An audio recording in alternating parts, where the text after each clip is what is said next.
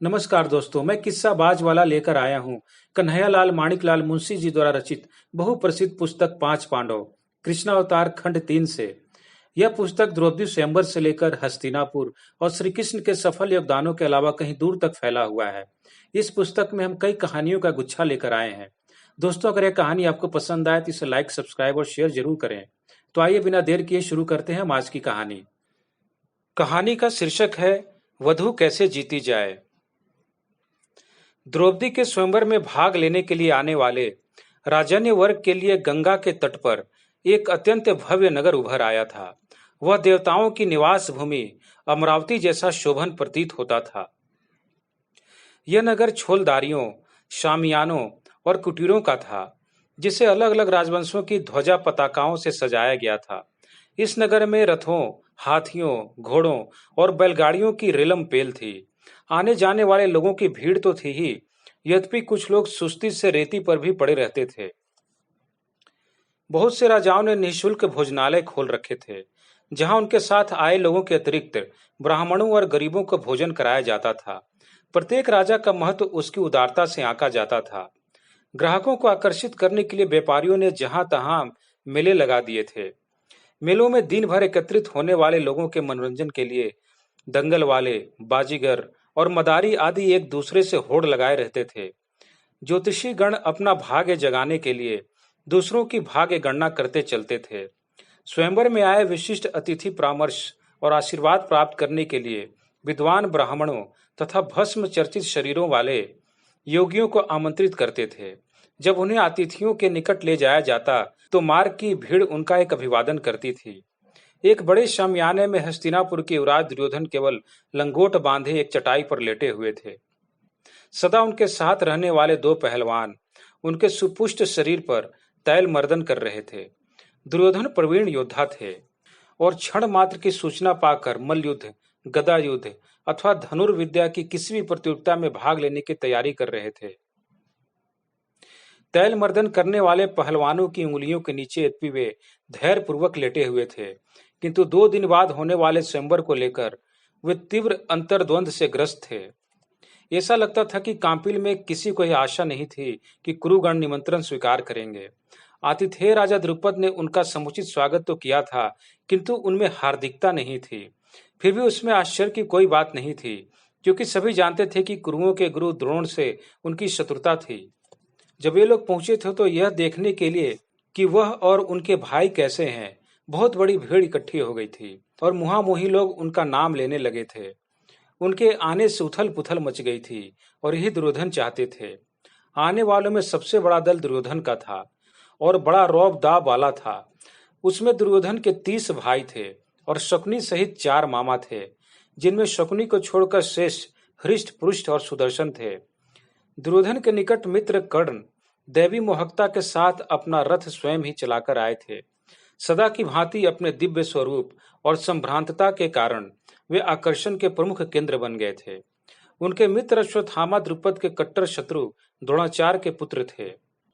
अपने उलझे केशों और कठोर दृष्टि के द्वारा उन्होंने लोगों का ध्यान सबसे अधिक आकृष्ट किया था। अपना कौतूहल न रोक सकने के कारण वीर पिता के उस वीर पुत्र को अपनी आंखों देख लेने के लिए लोग टूट पड़े थे, किंतु उनके उद्दत व्यवहार के कारण लोगों पर कदाचित ही उनका अनुकूल प्रभाव पड़ा था। उन्होंने देखा कि कुछ लोग तो उस अनचाहे अतिथि को कुनमुनाते हुए कोस भी रहे थे। पहलवानों के सुदक्ष हाथों से मालिश कराते हुए दुर्योधन ने सोचा, अब तक वे क्रूर और दुष्टों के ग्रहों के शिकार होकर मौन पीड़ा भोगते रहे हैं, अनुशासन की दीवारों के अंदर सिमटे और आबद्ध रहे हैं।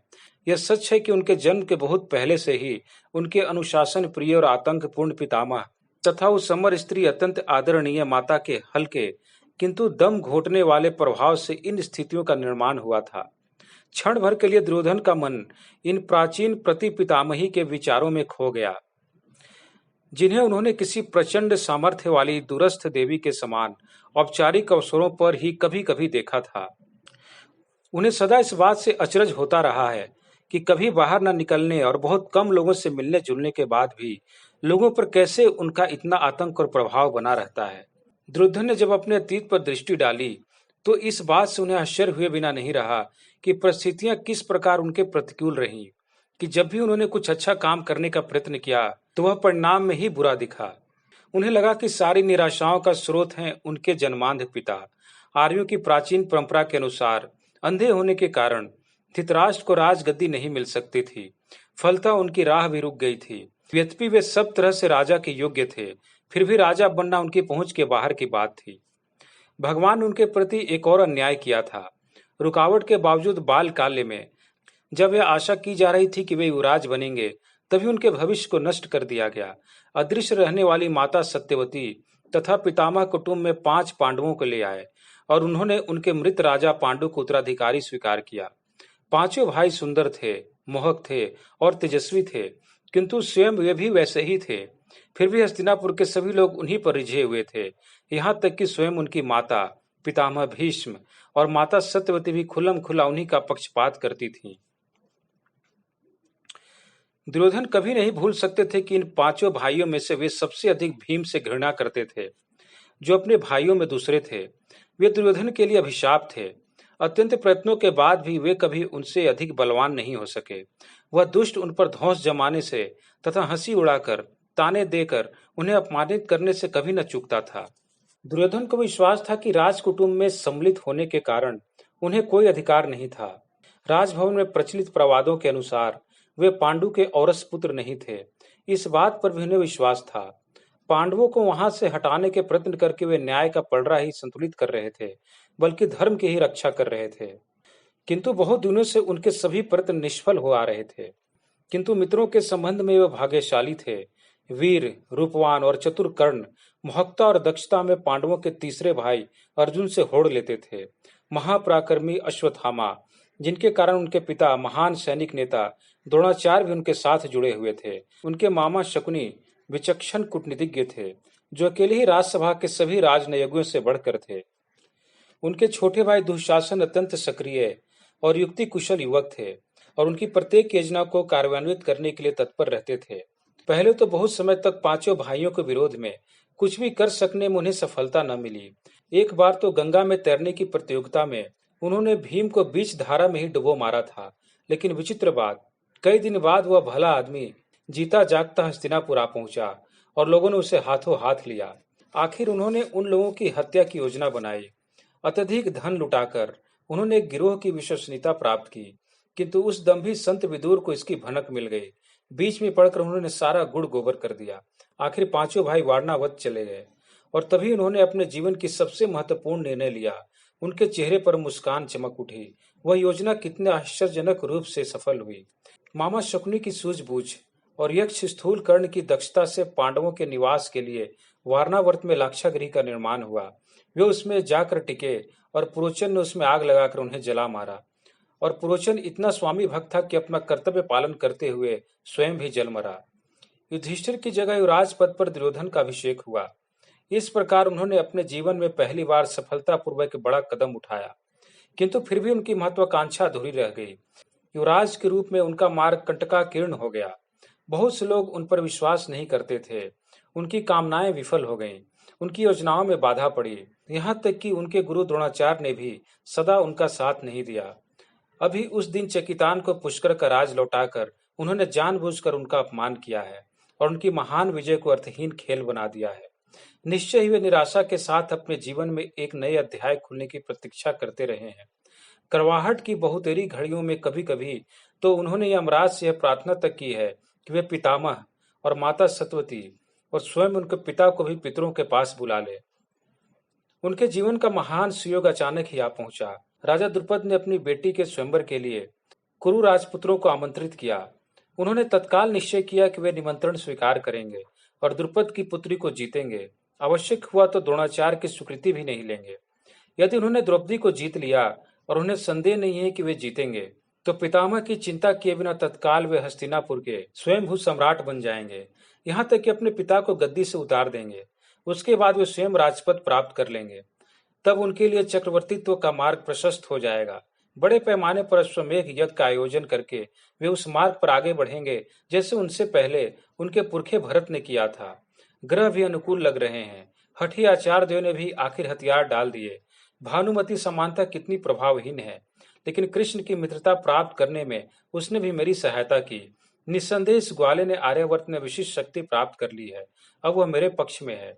वे अपनी चतुरता पर मुस्कुराए। यदि पांचों पांडव आज जीवित होते तो कृष्ण की सहायता से उन्होंने क्या नहीं किया होता। उन्हें इसमें तनिक भी संदेह नहीं था कि पांचाल राजकुमारी पति के रूप में उनका ही वर्ण करेगी। द्रुपद की पुत्री के लिए चक्रवर्ती भरत की उत्तराधिकारी और कुरुओं के विशाल साम्राज्य के युवराज की पत्नी बनने से अधिक सौभाग्य की बात और क्या होगी। दुर्योधन के विचार अपनी पत्नी भानुमति की ओर मुड़ गए। उसने कृष्ण से वचन ले लिया है कि मामा शकुनी की राह वे आसान बना देंगे, जिससे वे साधिकार उनका मंतव्य प्रस्तुत कर सकें। उनकी वह छोटी सी पत्नी बड़ी अच्छी है। उन्होंने अपने आप से प्रतिज्ञा की कि द्रौपदी से विवाह करने के बाद भी वे उसे नहीं भूलेंगे। लेकिन कृष्ण क्या अपना वादा पूरा करेंगे, उसको समझना बड़ा कठिन है। पांडवों के प्रति उनकी प्रीति है।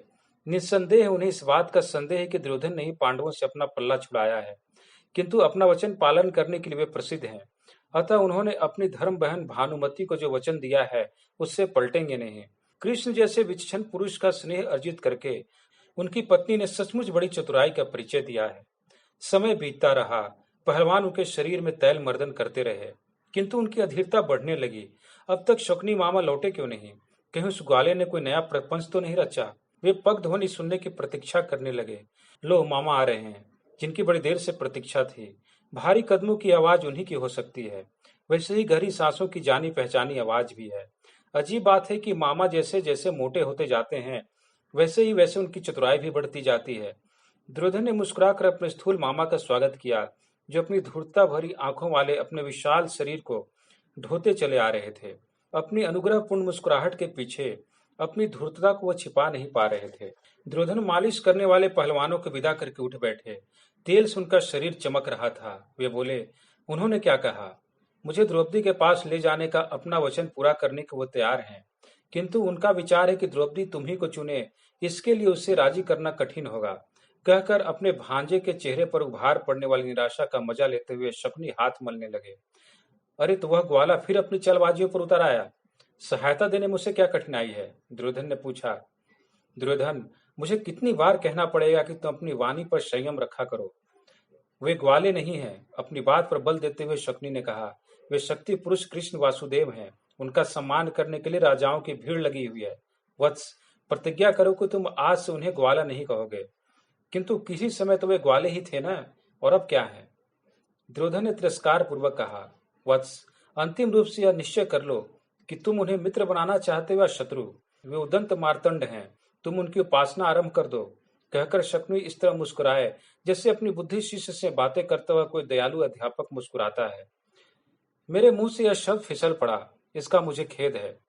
दुर्योधन ने पश्चाताप करते हुए कहा, मैं उन्हें ग्वाला न कहने का प्रयत्न करूंगा, किंतु यह तो बताइए कि द्रौपदी को मुझे चुनने में क्या कठिनाई है? गोलमटोल चेहरे की छोटी और चमकदार आंखें गंभीर हो गईं। संभवतः गुरु द्रोणाचार्य उसे स्वीकार न कर सकेंगे।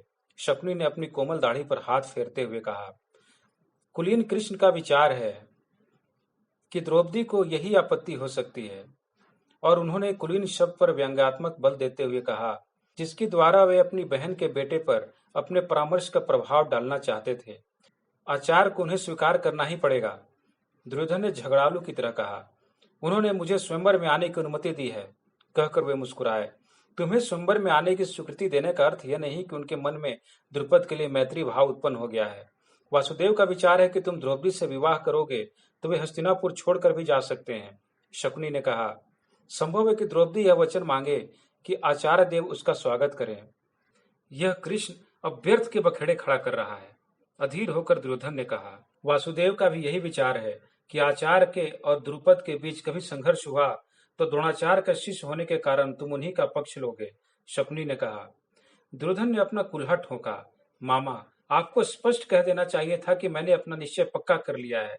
जाइए और उनसे कह दीजिए कि मैं सदा अपने ससुर का पक्ष लूंगा, द्रोणाचार्य रहें या न रहें। वत्स, पांचाल कुमारी से पार पाना कठिन जान पड़ता है। वासुदेव का विचार है कि वह तुम्हारी बात का भरोसा नहीं कर सकती। वह इस बात पर अड़ सकती है कि अश्वत्थामा इस बात की प्रतिज्ञा करें कि यदि वह हस्तिनापुर आती है तो वे प्राण देकर भी अपने पिता को हस्तिनापुर से नहीं जाने देंगे।